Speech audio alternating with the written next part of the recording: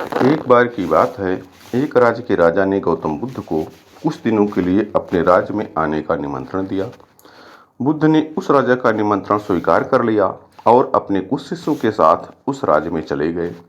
राजा ने बुद्ध से मुलाकात की और उनसे कुछ दिन वहां रहकर अपने राज्य के लोगों की समस्याओं का समाधान करने और उन्हें धार्मिक मार्ग पर चलने की शिक्षा देने का अनुरोध किया।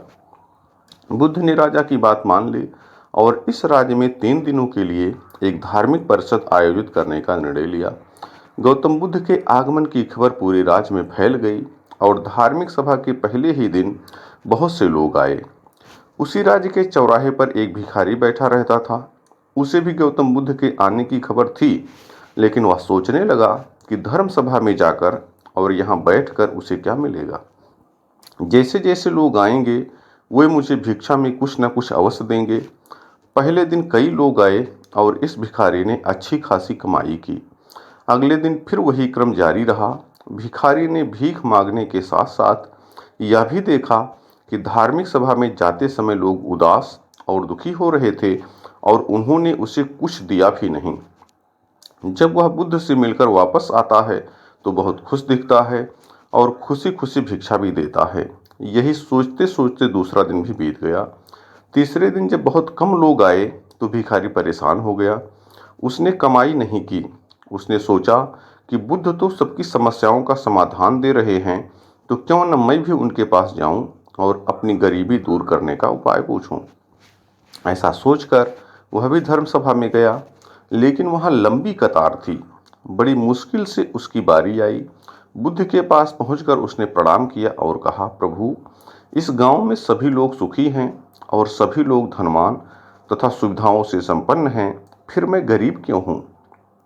तुम गरीब हो क्योंकि तुम हमेशा दूसरों से मांगते रहते हो, लेकिन कभी किसी को कुछ देते नहीं हो। भगवान बुद्ध ने उस भिखारी को देखा। आपको लगता है कि लोग तुम्हें भीख में बहुत सारा धन देंगे, लेकिन आप किसी को बदले में कुछ भी नहीं देना चाहोगे? यह सुनकर भिखारी बड़े आश्चर्य से बोला, हे प्रभु, क्या मैं लोगों को कुछ दूंगा? मैं भीख मांगकर अपना गुजारा करता हूँ। मेरे पास देने को आखिर है क्या? बुद्ध कुछ देर के लिए चुप हो गए और कुछ देर रुककर बोले, तुम बहुत मूर्ख हो। भगवान ने तुम्हें और हम सभी को किसी को देने या दूसरों के साथ बांटने के लिए बहुत कुछ दिया है। आपको एक मुस्कान दी है जिसे आप दूसरों के साथ साझा कर सकते हो और उन्हें आशा और उम्मीद दे सकते हो। तुम्हें आवाज़ दी गई है जिससे तुम मीठे बोल बोलकर लोगों की प्रशंसा कर सकते हो। तुम्हें 2 हाथ दिया है जिससे तुम दूसरों की मदद कर सकते हो। तुम्हें एक स्वस्थ शरीर दिया है जिससे तुम भीख मांगने के बजाय कड़ी मेहनत कर सकते हो। जिस व्यक्ति को भगवान ने बिना किसी कमी के ये चीज दी है, वह कभी गरीब नहीं हो सकता। आप सिर्फ अपनी सोच के कारण गरीब हैं। जैसे ही आप इस सोच से बाहर निकलेंगे, आप खुद को दूसरों की तरह अमीर समझने लगेंगे और आपकी जिंदगी भी बेहतर हो जाएगी। दूसरों की खुशी देखकर अपनी तुलना दूसरों से ना करें। भगवान ने सभी को अमीर बनाया है, बस जरूरत है तो अपनी सोच सुधारने की। भगवान बुद्ध की बातें सुनकर मनुष्य को उस भिखारी को अपने जीवन का मूल्य समझ में आया और वह उनके द्वारा दी गई शिक्षाओं के अनुसार अपना जीवन जीने लगा। दोस्तों, जब हम सभी अपनी तुलना दूसरों से करते हैं या दूसरों को खुश देखते हैं, तो हमें लगता है कि हमारी ज़िंदगी खराब है और बाकी सब मज़े कर रहे हैं। हम अपने जीवन में कभी भी अच्छी चीज़ों पर ध्यान केंद्रित नहीं करते हैं। हम कभी यह नहीं सोचते कि भगवान ने हमें स्वस्थ शरीर दिया है, जो सबसे कीमती चीज़ है। आप कितने भी अमीर क्यों ना हो, अगर आपका शरीर उपयोगी नहीं है तो वह पैसा भी किसी काम का नहीं है। और वहीं अगर आप गरीब हैं लेकिन आपका शरीर बिल्कुल स्वस्थ है, तो आप अपने आप में एक अमीर व्यक्ति हैं। ये सब हम लोगों ने देख लिया है। अभी कोरोना काल में ये सब हमें पता चल गया है। एक बार की बात है कि एक गुरु अपने आश्रम में तरुण ब्रह्मचारियों को व्याख्यान दे रहे थे। इस व्याख्यान के दौरान वे बता रहे थे कि तरुण ब्रह्मचारियों को स्त्रियों से हमेशा सावधान और सतर्क होना चाहिए, क्योंकि काम का आवेग बहुत शक्तिशाली होता है। अतः किसी भी ब्रह्मचारी के शिकार हो जाने का खतरा हमेशा बना रहता है। यह सुनकर वहां उपस्थित ब्रह्मचारियों में से एक तरुण ब्रह्मचारी खड़ा हुआ और बोला, गुरुजी, आपका कथन गलत है। मुझे कोई भी स्त्री अपनी ओर आकर्षित नहीं कर सकती। मैं पूर्ण ब्रह्मचारी हूँ। तो गुरु बोले, जैमिनी, तुम्हें जल्द ही अनुभव हो जाएगा। मैं अभी कुछ दिनों के लिए बाहर जा रहा हूँ। मैं 3 महीने में लौटूंगा। सावधान रहना और अहंकार में आकर अपनी प्रशंसा मत करना। तो वास्तव में ये गुरु वेदव्यास जी थे और जो शिष्य थे ये जैमिनी थे। महर्षि वेदव्यास ने अपनी योगिक शक्ति से एक ऐसी सर्वांगपूर्ण सुंदर युवती का रूप धारण कर लिया जिसके हृदय को भेदने वाले तीखे नयन, जिसका चेहरा सौम्य की तरह सुहावना और मोहक तथा जिसका शरीर अति सुंदर वस्त्रों से सुसज्जित था। यह सुंदर युवती संध्या के समय एक पहाड़ पर एक पेड़ के नीचे जाकर खड़ी हो गई। अकस्मात बादल इकट्ठे हो गए और वर्षा प्रारंभ हो गई। संयोग से उस समय जैमिनी भी जंगल से आते हुए पेड़ के पास से ही गुजर रहा था। उस युवती को जंगल में ऐसे अकेला देख उसे दया आ गई। उसने उसे संबोधित करते हुए कहा, अरे ओह देवी जी, अगर आप बुरा न माने तो मेरे साथ आकर मेरे आश्रम में ठहर सकती हैं। युवती बोली, क्या तुम अकेले रहते हो? क्या वहाँ कोई अन्य स्त्री है? जैमिनी ने कहा, मैं अकेला हूँ, परंतु आप निश्चिंत रहिए, मैं पूर्ण ब्रह्मचारी हूँ। मुझे काम पीड़ित नहीं कर सकता। मैं संपूर्ण विकारों से मुक्त हूँ। आप वहाँ निसंक रह सकती हैं। युवती बोली, एक तरुण कुमारी कन्या का एक ब्रह्मचारी के साथ रात्र में अकेले रहना उचित नहीं है। जैमिनी ने कहा, ओह देवी, भयभीत मत होइए, मेरा विश्वास कीजिए, मेरा ब्रह्मचर्य पूर्ण है। मैं शपथ लेता हूँ कि आपको कोई हानि नहीं होगी। तब युवती रात्र में उसके आश्रम में रहने को सहमत हो गई। जैमिनी आश्रम के बाहर और युवती आश्रम के अंदर सोई। लगभग आधी रात के समय जैमिनी के मन में वासना की ललक उठी, किंतु उसने इसे उपेक्षित कर दिया और फिर से सो गया। इस बार तेज ठंडी ठंडी हवाएं चलने लगी। जैमिनी उठा और दरवाजा खटखटाया और कहा, ओह देवी, बाहर बहुत ज्यादा ठंडी हवाएं चल रही हैं। मैं इन्हें सहन नहीं कर सकता, इसलिए मैं अंदर सोना चाहता हूँ। तो उस युवती ने दरवाजा खोल दिया।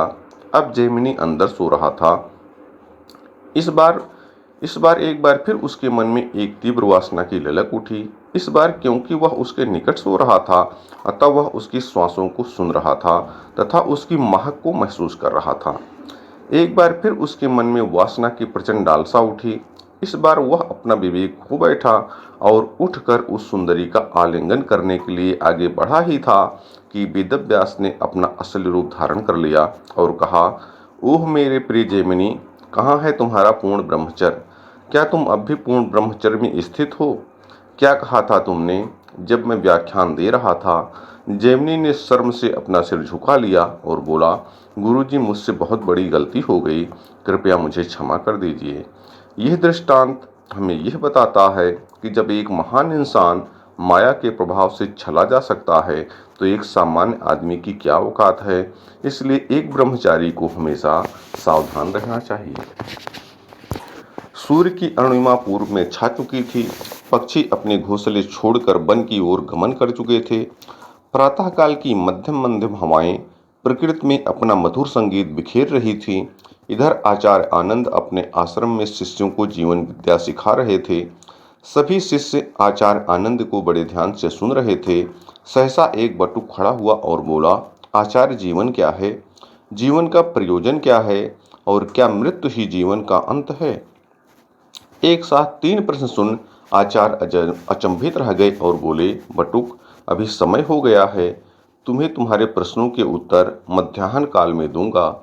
ऐसा कहकर आचार्य आश्रम की ओर चल दिए। मध्याह्न काल में भोजन कर चुकने के पश्चात सभी ब्रह्मचारियों सहित मुकुल अपने प्रश्नों के उत्तर पाने के लिए आचार्य आनंद के समक्ष उपस्थित हुआ। आचार्य आनंद बोले, वत्स मुकुल, क्या तुम अपने प्रश्न दोहरा सकते हो? मुकुल ने अपना प्रश्न दोहराया, जीवन क्या है? आचार्य आनंद ने एक लंबा श्वास लिया और बोले, चेतना ही जीवन है। मुकुल आचार्य के उत्तर से संतुष्ट नहीं हुआ। अतः आचार्य समझाने लगे, देखो मुकुल, ईश्वर की बनी इस सृष्टि पर कई तरह के प्राणी विद्यमान हैं। उन सब में चेतना कार्यरत है, अतः वह सभी जीवन के परिचायक हैं। यह चेतना ही आत्मा है, इसलिए आत्मा है तो जीवन है और आत्मा नहीं है तो जीवन भी नहीं है। अब मुकुल ने अपने बचे हुए दोनों प्रश्न पूछे, जीवन का क्या प्रयोजन है और क्या मृत्यु ही जीवन का अंत है? आचार्य आनंद बोले, वत्स मुकुल, आनंद ही जीवन का प्रयोजन है और आनंद ही जीवन का अंत है। मुकुल, परंतु कैसे? आचार्य आनंद, इसलिए कि आत्मा स्वयं आनंद स्वरूप है। जैसे इस प्रकृति पर जितने भी प्राणी विद्यमान हैं, क्या वह दुख और अभाव में जीना चाहते हैं? क्या तुम दुख और अभाव में जीना चाहते हो? नहीं, क्योंकि यह आत्मा की प्रकृति नहीं है। लेकिन फिर भी मुकुल को समझ नहीं आया। आचार्य आनंद बोले, मुकुल, वन विहार का समय हो गया है, संध्या तक तुम्हें तुम्हारे प्रश्नों का उत्तर मिल जाएगा। यह कह आचार्य सभी ब्रह्मचारियों को साथ ले वन की ओर चल दिए। चलते चलते आचार्य एक नदी किनारे पहुंचे। नदी किनारे आचार्य ने एक कहार देखा और मुकुल को अपने पास बुलाया और कहा, जाओ इस कहार से जाकर पूछो कि यह नाव क्यों चलाता है। आचार्य का आदेश पाकर मुकुल ने कहार से पूछा, आप नाव क्यों चलाते हो? कहार ने मन ही मन मुस्कुराते हुए जवाब दिया, क्योंकि इससे मुझे धन मिलता है और इस धन से मुझे और मेरे परिवार को खुशी मिलती है। यह बात मुकुल ने आकर आचार्य को सुना दी। पास ही एक मछुआरे को मछलियां पकड़ता देख आचार्य ने फिर कहा, जाओ उस मछुआरे से पूछकर आओ कि वह मछलियां क्यों पकड़ता है। आचार्य का आदेश पाकर मुकुल ने मछुआरे से जाकर पूछा, आप मछलियां क्यों पकड़ते हो? मछुआरे ने झुठलाते हुए जवाब दिया, क्योंकि इन मछलियों को बेचकर इनसे अर्थोपार्जन करता हूँ तथा उससे अपनी तथा अपने परिवार की आवश्यकताओं की आपूर्ति करता हूँ, जिससे वह खुशी खुशी जीवन व्यतीत कर सकें, क्योंकि उनकी खुशी ही मेरी खुशी है। यह बात भी मुकुल ने आचार्य को जाकर सुना दी। आचार्य बोले, अब चले आश्रम, और सभी ब्रह्मचारी आश्रम की ओर चल दिए। कुछ समय पश्चात संध्या का समय हो गया। जिज्ञासु मुकुल फिर से आचार्य आनंद के समक्ष आकर खड़ा हो गया और बोला, आचार्य, मेरे प्रश्न का उत्तर। आचार्य बोले, मुझे लगा तुम्हें तुम्हारे प्रश्न का उत्तर मिल गया होगा मुकुल, किंतु कब, आपने तो नहीं बताया। यह सुन आचार्य बोले, वत्स मुकुल, उस कहार और मछुआरे ने जो जवाब दिया वही तुम्हारे प्रश्न का उत्तर है। मुकुल को अब समझ आ गया कि जीवन का वास्तविक प्रयोजन आनंद ही है। दुख, आसक्ति और अभाव से मुक्ति तथा सुख शांति और आनंद पूर्वक जीवन जीना और दूसरों के जीवन को भी वैसा ही आनंदमय बनाने का पुरुषार्थ करना ही जीवन का अंतिम उद्देश्य है।